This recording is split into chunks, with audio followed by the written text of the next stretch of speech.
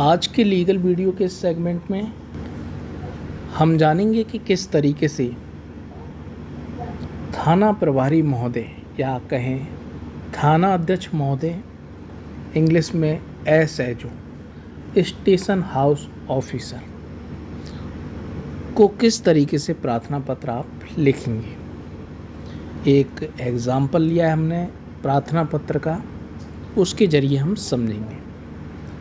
तो दोस्तों समझ लीजिए कि जो एफआईआर लिखी जाती है वो केवल संज्ञेय मामलों में लिखी जाती है, यानी कि गंभीर प्रकृति के मामलों में लिखी जाती है। ये महत्वपूर्ण बात है, ये आपको जानना चाहिए। जो एफआईआर का प्रावधान था, जो आईपीसी इंडियन पिनल कोड थी, उसमें सेक्शन 154 ऑफ सीआरपीसी में था। अभी 1 जुलाई से बीएनएस भारतीय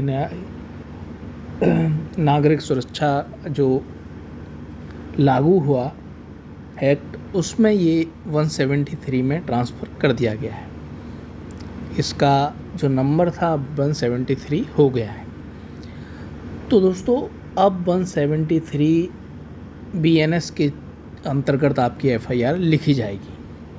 तो दोस्तों देख लेते हैं किस तरीके से आपको एप्लीकेशन लिखनी है। सबसे पहले आपको लिखना है सेवा में श्रीमान थाना प्रभारी महोदय, थाना जो आपका थाना है वो डाल देना है और ज़िला डाल देना है।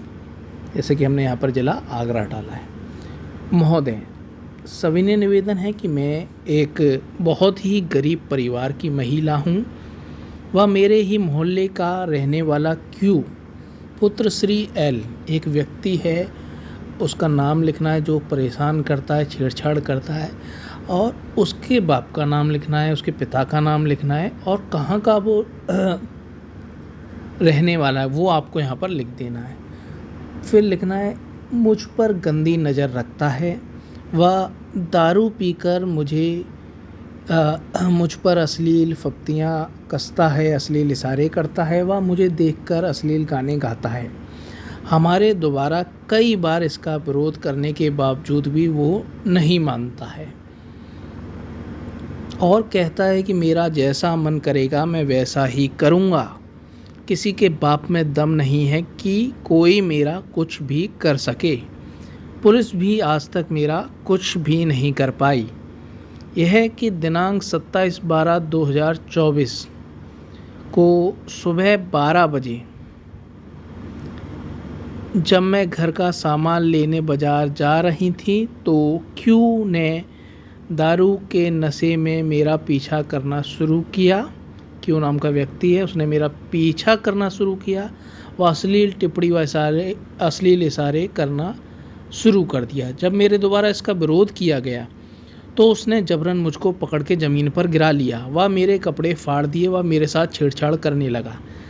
जब मेरे चिल्लाने की आवाज़ आस पड़ोस के लोगों ने सुनी तो वो मुझको बचाने के लिए आए और क्यों मुझे बाद में देख लेने की धमकी देकर वहाँ से भाग लिया, क्योंकि लोग उसे पकड़ लेते तो उसे मारते पीटते और पुलिस को दे देते, तो वो अपने आप को बचाकर यहाँ से भाग गया।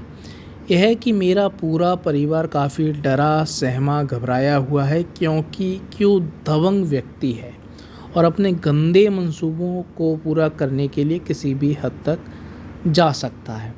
ये बहुत ही इम्पोर्टेंट लाइन है लास्ट की, ये आप ज़्यादातर एप्लीकेशंस में इस्तेमाल होती हैं।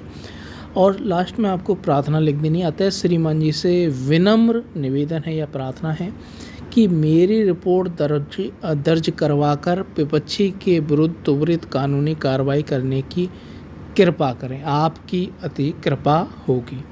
ये आपको इस तरीके से लिख देना है। डेट डाल देनी है लेफ़्ट हैंड पे, राइट हैंड पे प्रार्थी का नाम, उसके पति का नाम, उसके या यदि उसकी शादी नहीं हुई तो उसके पिताजी का नाम और निवास स्थान डाल देना है। प्रार्थी का मोबाइल नंबर डाल देना है और दूसरी पार्टी का भी यदि नंबर है आपके पास, मोबाइल नंबर जो परेशान कर रहा है, छेड़छाड़ कर रहा है, यानी कि एक्यूज्ड का, तो उसका नंबर भी आपको यहाँ पर फिल कर देना है।